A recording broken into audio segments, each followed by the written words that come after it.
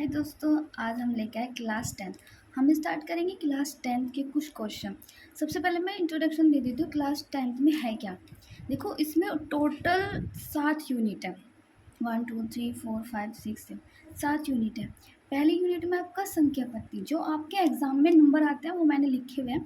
संख्या पत्ती में से 5 नंबर क्वेश्चन आता है। यूनिट 2 बीजगणित है। 18 बीजगणित के अंदर देखो क्या क्या टॉपिक है। बीजगणित के अंदर आता है, एक तो बुक पर आपका टॉपिक आएगा, एक दो चर वाले रैखिक समीकरण वाला टॉपिक है, और चैप्टर बोलते हैं, सॉरी चैप्टर होता है, और एक द्विघात समीकरण वाला चैप्टर है, और एक समांतर श्रेणी वाला चैप्टर है। फिर आपकी आती है यूनिट 3, उसमें निर्देशांक ज्यामिति 5 नंबर की आएगी आपकी। और यूनिट 4 है ज्यामिति, उसमें 2 चैप्टर आते हैं, त्रिभुज वर्ग। यूनिट 5 त्रिकोणमिति है, उसमें 3 चैप्टर है, और यूनिट 6 8 नंबर।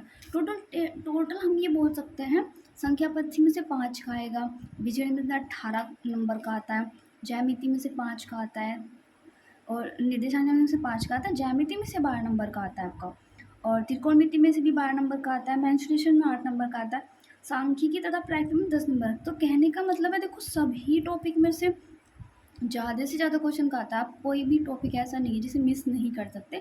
आपको सारे ही टॉपिक क्लियर करने पड़ेंगे। आपको 7 की 7 यूनिट पूरी अच्छी से क्लियर करनी पड़ेगी, तभी नंबर आएगा। देखो 5 नंबर भी कोई कम नहीं है, 5 नंबर भी बहुत ज़्यादा नंबर है। 5 नंबर बहुत ही ज़्यादा है। मेरा मानना तो है 1 नंबर भी अगर आप मिस करते हो तो बहुत ही बड़ी बात है। आपको नहीं करने, कोशिश करो पूरे क्वेश्चन। तो मैं सबसे पहले एक चैप्टर में स्टार्ट करना होगा, तो हम सबसे पहले स्टार्ट करते हैं अपनी त्रिकोणमिति। क्योंकि देखो त्रिकोणमिति हमने पढ़ी भी है थोड़ी बहुत 9th क्लास में भी, तो थोड़ा यही चैप्टर उठा के लेके चलते हैं। अपना त्रिकोणमिति का चैप्टर उठाते हैं, इसको लेके चलते हैं, फिर करते हैं। तो लेते हैं हम अपना चैप्टर।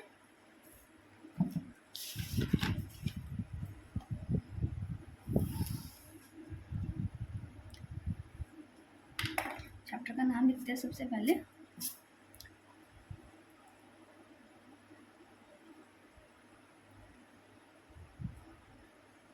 त्रिकोणमिति है,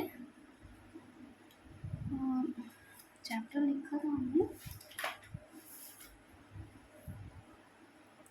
का परिचय। चैप्टर का नाम ही परिचय है, हम पहले ही परिचय लेते हैं, ठीक है। तो देखो क्या लेते हैं हम, त्रिकोणमिति का परिचय लेते हैं, थोड़ा बहुत इसमें पहले सीखते हैं क्या होता है। ये चैप्टर का नाम भी त्रिकोणमिति का परिचय ही है। यूनिट आपकी त्रिकोणमिति है, तो उसमें पहला चैप्टर आपका है त्रिकोणमिति का परिचय।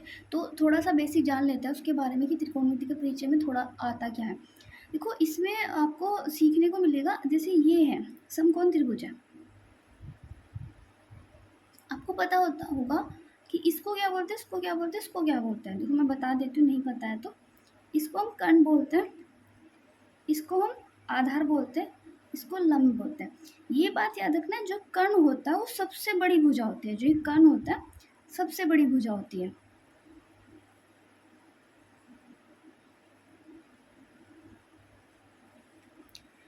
त्रिभुज की सबसे बड़ी भुजा कर्ण होती है। ये दोनों बराबर भी हो सकती है, बड़ी छोटी भी हो सकती है आपस में, ठीक है। लेकिन सबसे बड़ी जो त्रिभुज में भुजा होती है वो कर्ण ही होती है। आप टॉप लिख सकते हो, सबसे बड़ी भुजा कर्ण,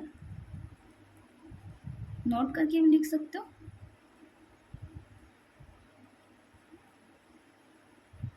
भुजा हमारी कर्ण होती है, ठीक है, लिख लेते हैं। देखो एक फॉर्मूला होता है, अगर आपको निकालना पड़ जाए कि लंब निकालना है, आधार निकालना है, कर्ण निकालना है, तो उसको पाइथागोरस का प्रमेय का फॉर्मूला बोलते हैं पाइथागोरस प्रमेय से। फॉर्मूला क्या होता है, कर्ण स्क्वायर बराबर लंब स्क्वायर प्लस आधार स्क्वायर। देखो कर्ण का मान होना चाहिए लंब का आधार का, इसके इक्वल होता है, तो आप निकाल सकते हो। एक भी अगर वैल्यू आपको लंब नहीं दिया है, आधार नहीं दिया है, कुछ नहीं दिया है, तो आप निकाल सकते हो इस वाले क्वेश्चन से, ठीक है। ये क्वेश्चन होता है, ये निकालने का तरीका होता है। अब आते हैं, हम त्रिकोणमिति पढ़ते हैं तो उसमें 6 होते हैं, आपको पता होगा, साइन कोस टैन कोस है, ये भी होता है। पहले मैं आपको बता देती हूँ क्या क्या होता है। साइन होता है, कोस, 6 होते हैं, sine cos tan cot sec cosec, ये होता है। देखो निकालने का तरीका क्या होता है, एक इन्हीं के आधार पर होगा कर्ण लंब आधार, लेकिन एक याद करने का तरीका मैं आपको बता देती हूँ। बेसिक तरीका होता है, एक याद करने का ट्रिक होती है लाल बटे कक्का। देखो लाल बटे कक्का, जहाँ लाल क्या है लंब, ए क्या है आधार, के क्या है कर्ण। इसके बेस पे आप याद कर सकते हो, इनके जो फॉर्मूले होते हैं ये निकालिए। देखो जब सबसे ऊपर होता है यहाँ, यहाँ पे हम मानते हैं साइन, यहाँ पे बोलते हैं कॉस, यहाँ पे बोलते हैं टेन, और ये होता है कोट, इसको बोलते हैं सेक, इसको बोलते हैं कोसेक। ये तरीके होते हैं याद करने के। तो निकालेंगे कैसे, अगर हमें साइन का मान निकालना हो जाए पड़ जाए तो क्या निकालेंगे, साइन थीटा बराबर होता है, मैंने बोला यहाँ पे साइन बैठता है तो क्या होगा लंब बटे कर्ण, तो साइन का मान हो जाएगा लंब बटे कर्ण। अगर हम कोस का मान निकालने लग जाए तो क्या होगा, यहाँ पे कोस बैठता है ना, तो आधार बटे कर्ण हो जाएगा, तो कोस बराबर हो जाएगा कोस थीटा बराबर आधार बटे कर्ण। यहाँ पे टेन होता है तो टेन थीटा बराबर कितना हो जाएगा, यहाँ पे बैठता है तो लंब बटे, अल को हमने बोला था लंब, लंब बटे आधार।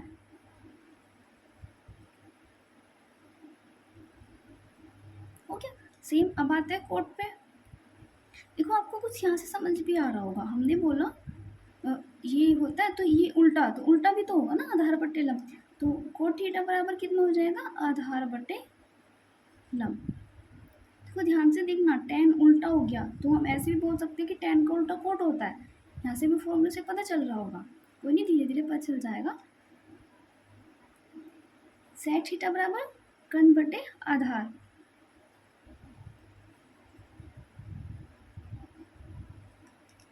कोसेक थीटा बराबर कर्ण बटे लंब।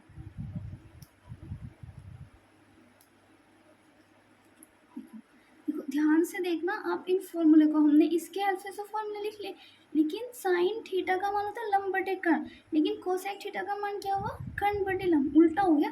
तो एक तरह से हम ये भी बोल सकते हैं कि साइन थीटा बराबर एक बटे कोस थीटा, तो फॉर्मूले से ही निकल के आ गया, हमें दिख भी रहा है साइन थीटा बराबर लंब बटे कर्ण होता है, और यहाँ से निकल के क्या है कोस थीटा बराबर लंब बटे कर्ण बटे लंब, उल्टा हो गया ना। तो हम ये भी कह सकते हैं साइन थीटा बराबर एक बटे कोसेक थीटा, क्योंकि उल्टे होते हैं, अपोजिट होते हैं। इसी तरह कोसेक थीटा बराबर भी एक बटे साइन थीटा बोल सकते हैं, ना, इसका अपोजिट हो गया। सेम इसी तरह कोस थीटा का मान निकल गया आधार बटे कर्ण, कोस का उल्टा देखो आधार बटे कर्ण, कर्ण बटे आधार, तो कोस का उल्टा हो गया सेक थीटा, तो कोस थीटा बराबर हो जाएगा एक बटे सेक थीटा। इसी तरह सेक थीटा बराबर क्या होता है एक बटे कोस थीटा, अपोजिट हो गया सेम। अब आप देखिए टेन थीटा बराबर होता है लंब बटे आधार, टेन थीटा बराबर लंब बटे आधार होता है। यहाँ देखिए कोट थीटा बराबर आधार बटे लंब हो गया, उल्टा हो गया ना अपोजिट में, सेम बोल दीजिए कि टेन थीटा बराबर कितना हो जाता है एक बटे कोट थीटा। इसी तरह कोट थीटा बराबर क्या कह सकते हैं हम, कोट थीटा बराबर हो सकता है एक बटे टेन थीटा, बिल्कुल अपोजिट है। तो ये भी फॉर्मूला आ सकते हैं, कहीं कभी नीड होगी इन चीज़ों की।